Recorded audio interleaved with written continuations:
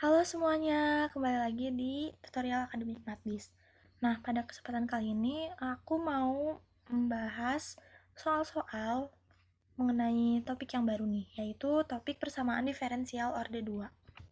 Karena minggu kemarin sudah persamaan diferensial orde 1, mari kita coba lihat pembahasan soal di persamaan diferensial orde 2. Oke, tanpa berlama-lama lagi, mungkin langsung aja kali ya kita lihat ke contoh soal yang pertama. Jadi, di soal ini kita akan menentukan solusi homogen, solusi setimbang, kekonvergenan solusi jangka panjang ke solusi setimbangnya, dan solusi khusus jika y nolnya sama dengan 5 dan y aksen nolnya sama dengan 2.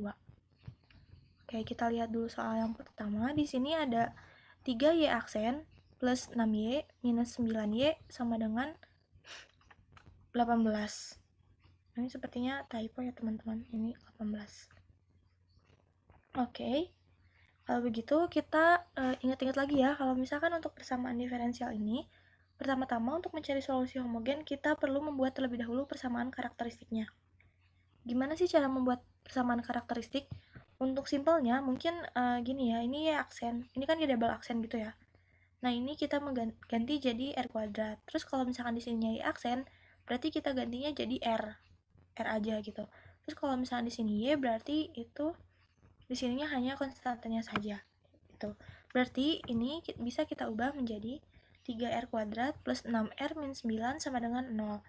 Ingat lagi materi sebelumnya, kalau misalkan solusi homogen itu, kita akan buat ruas kanannya sama dengan 0. Oke, setelah itu ini bisa kita sederhanakan, ini dibagi 3 semuanya, sehingga menjadi R kuadrat plus 2R min 3 sama dengan 0. Ini. Setelah itu apa? Setelah itu kita faktorkan.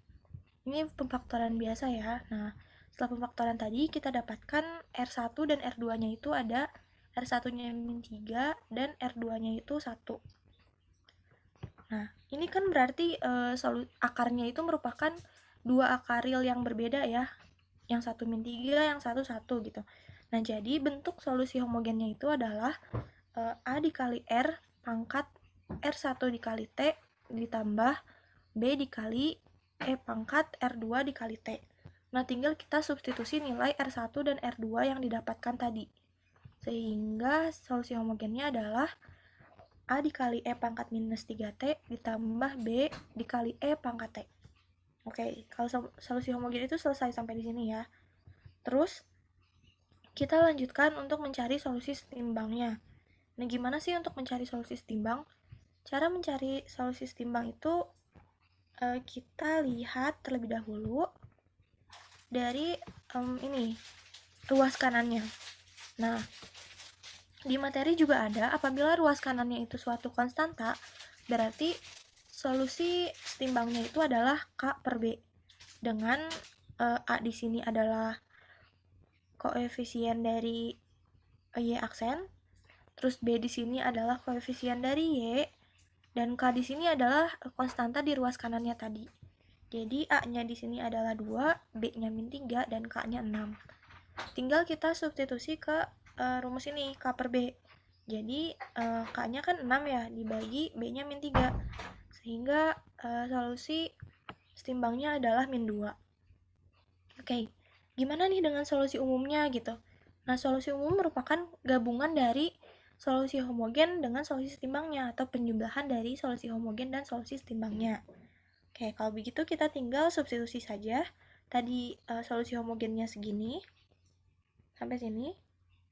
Kemudian solusi setimbangnya atau solusi partikularnya adalah min 2. Jadi solusi umumnya adalah ini semua. Oke, seperti itu. Oke, untuk solusi homogen dan solusi setimbang seperti itu, kita akan lanjut ke kekonvergenan. Nah, untuk konvergenan ini bagaimana? Untuk konvergenan ini cukup mudah ya. Kita tinggal lihat R1 dan R2-nya. Nah, kalau misalkan konvergen, R1 dan R2-nya itu harus kurang dari 0. Tapi kalau di sini, di solusi tadi, di akar yang tadi, R1-nya itu kan min 3 ya. Min 3 benar kurang dari 0. Tapi R2-nya itu 1. Nah, 1 itu lebih dari sama dengan 0. Maka YT-nya itu tidak konvergen ke 2. Ke min 2, maaf. Karena kan tadi solusi setimbangnya adalah min 2. Jadi, solusi jangka panjangnya tidak konvergen ke solusi setimbangnya. Oke, seperti itu. Nah, terakhir, kita akan menentukan solusi khususnya. Gimana sih untuk menentukan solusi khususnya? Kita tulis dulu solusi umum yang merupakan gabungan dari solusi homogen dan solusi setimbang tadi. Berarti kan ini ya, YT sama dengan A dikali E pangkat min 3T plus B dikali E pangkat T minus 2. Setelah itu, kita turunkan satu kali. Kenapa sih harus diturunkan? Karena tadi kan diketahui ya, kalau misalkan kita harus mencari solusi khusus ketika y nolnya 5 dan ketika y aksen nolnya 2. Nah, di sini kan ada y aksen ya, sedangkan kita belum mempunyai y aksen t, sehingga harus diturunkan terlebih dahulu. Nah, ini diturunkan biasa sehingga hasilnya adalah min 3 dikali a pangkat a dikali e pangkat minus 3t, maaf, plus b dikali e pangkat t.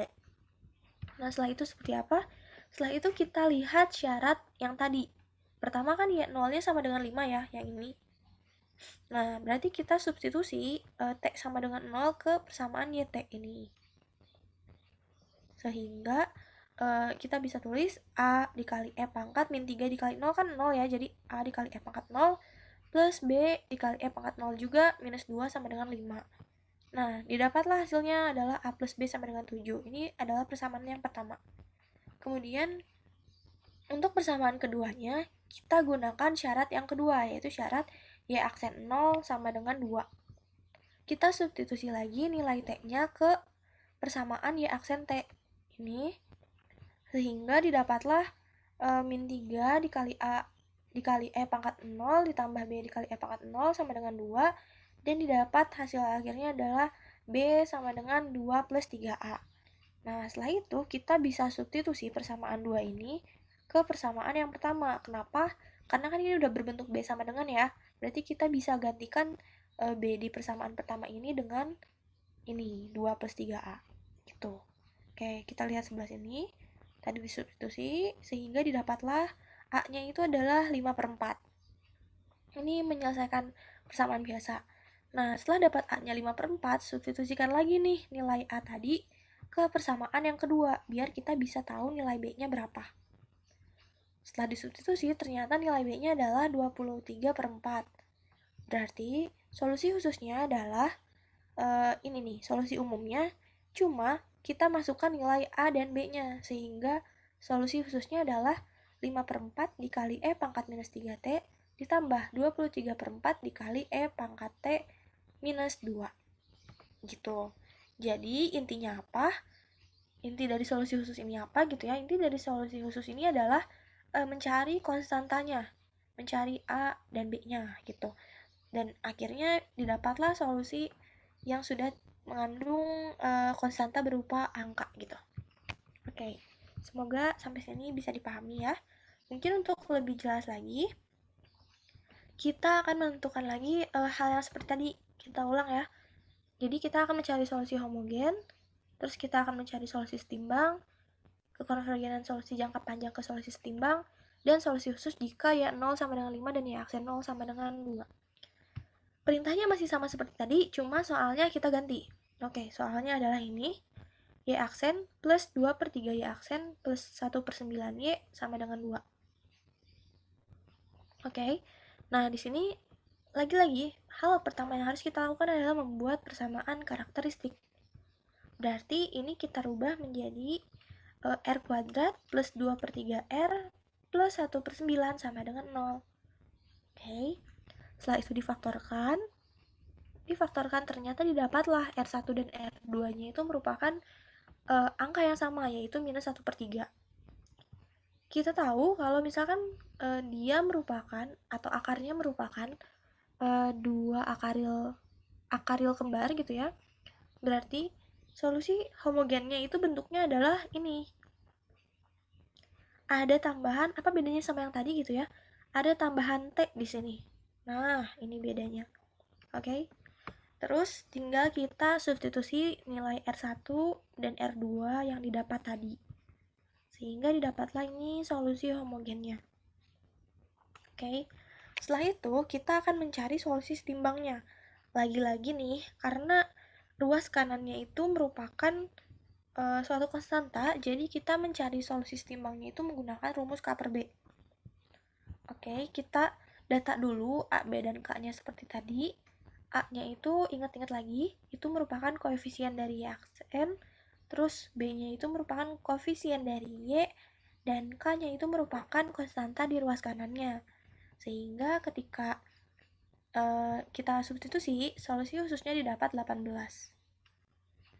Maka solusi umumnya yang merupakan penjumlahan dari solusi homogen dan solusi setimbang tadi adalah A dikali E pangkat minus 1 per 3 T plus B dikali T dikali E pangkat minus 1 per 3 T plus 18. Gitu. Ini tinggal gabungin solusi homogen sama solusi setimbangnya ya guys.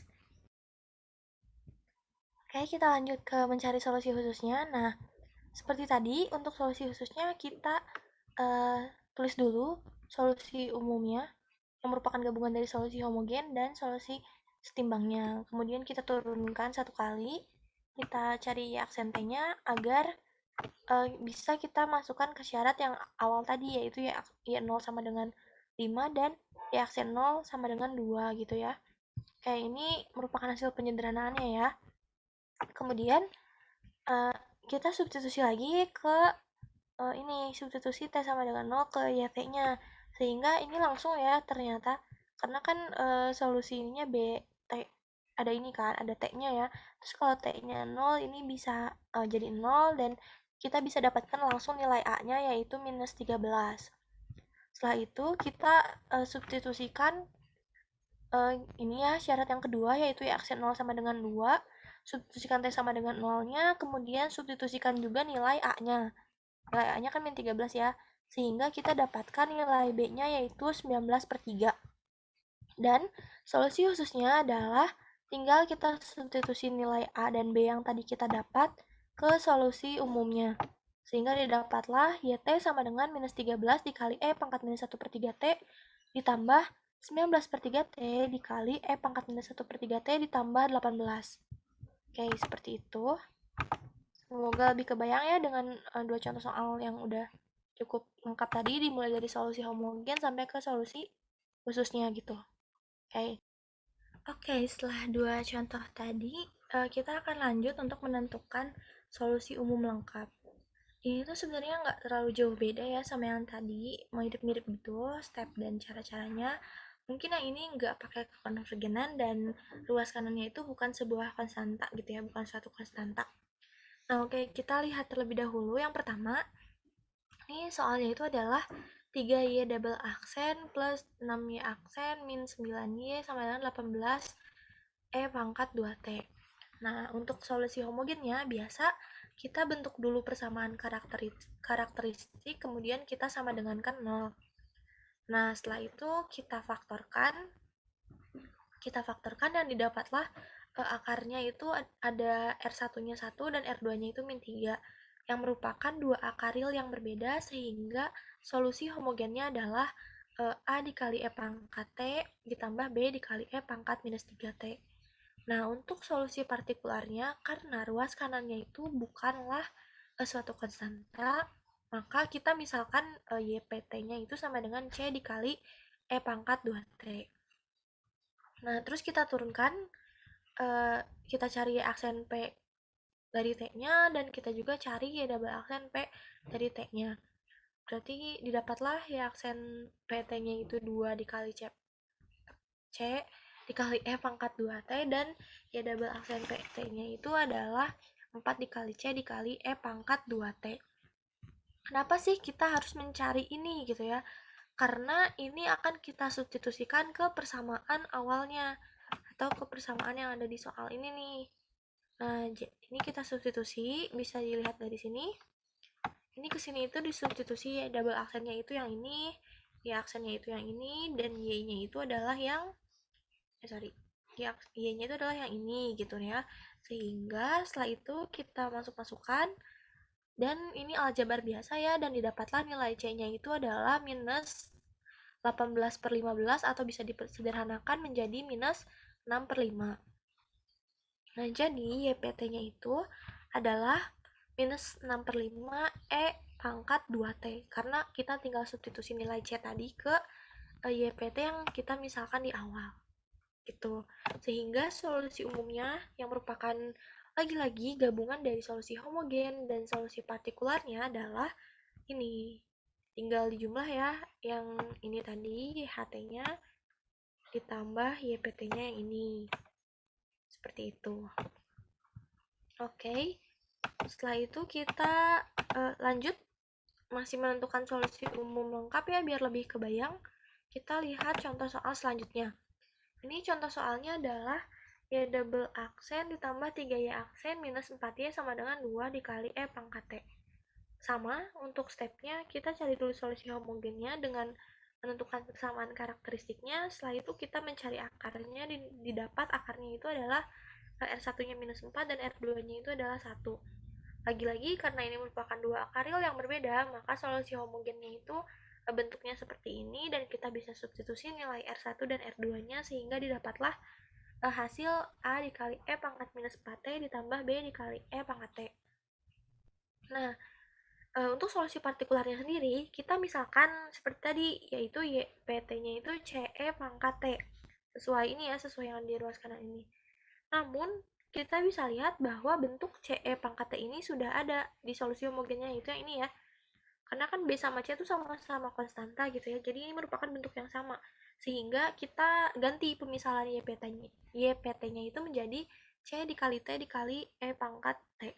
Sehingga kita turunkan satu kali, lalu kita turunkan lagi sehingga kita dapat turunan keduanya, dan kita substitusikan ke persamaan pertama yang ada di soal.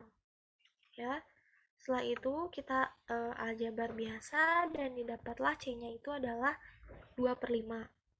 Maka solusi partikularnya adalah C dikali T dikali E pangkat T tadi, tinggal kita substitusikan nilai C-nya sehingga solusi partikularnya adalah 2/5 dikali T dikali E pangkat T. Untuk solusi umumnya sendiri adalah ya tadi lagi-lagi merupakan penjumlahan dari solusi homogen dan solusi partikularnya sehingga didapatlah hasil ini. Oke. Untuk menentukan solusi umum lengkap seperti itu. Dan yang terakhir kita akan masuk ke soal aplikasi ya. Nah, kita lihat dulu soalnya. Misalkan Y menyatakan kelimpahan karbon dioksida di udara yang berubah menurut Y aksen sama dengan X min 0,5 Y, dengan X menyatakan emisi karbon dioksida oleh industri. Bila emisi oleh industri ini berubah menurut X aksen sama dengan E pangkat T minus 1/18 Y, pertama-tama dengan substitusi kita akan menentukan bentuk umum dari persamaan orde 2 dalam Y. Oke, kita tulis dulu yang diketahui apa aja. Yang diketahui kan X aksen sama dengan E pangkat T minus 1/18 Y. Ini kita sebut saja persamaan yang pertama. Kemudian yang diketahui selanjutnya adalah Y aksen sama dengan X minus 0,5 Y. Kita sebut saja ini dengan persamaan kedua. Nah, kita diferensialkan atau kita turunkan persamaan kedua ini sehingga didapatlah ini ya, Y double aksen sama dengan X aksen minus 0,5 Y aksen. Oke, setelah itu kita substitusikan persamaan 1 dan 2 ke persamaan 3. Loh, kenapa kok seperti itu gitu ya? Karena di sini kan ada bentuk X aksen ya.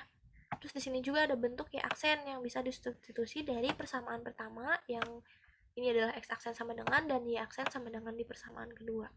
Gitu. Sehingga didapatlah Y double aksen sama dengan E pangkat T minus 1/18 Y minus 0,5 Y aksen, dan ini tinggal kita pindah ruas, jadi Y double aksen plus 0,5 Y aksen plus 1/18 Y sama dengan E pangkat T. Ini merupakan bentuk yang sudah biasa kita temui gitu ya di soal-soal sebelumnya.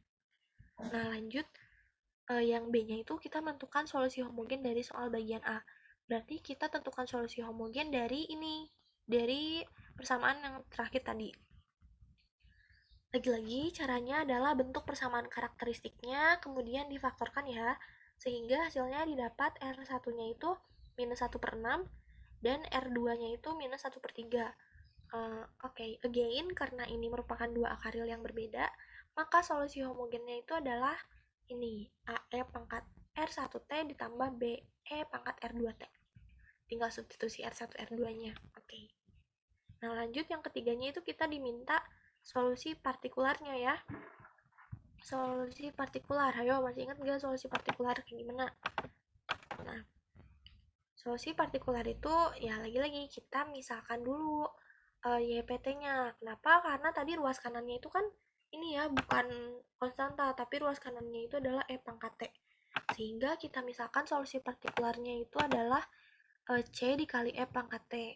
Maka kita turunkan dulu, turunkan sekali, kemudian kita turunkan lagi, sehingga didapati aksen dan double aksennya. Lalu kita substitusikan ke soalnya, ini ya soalnya tadi, kita substitusikan ini.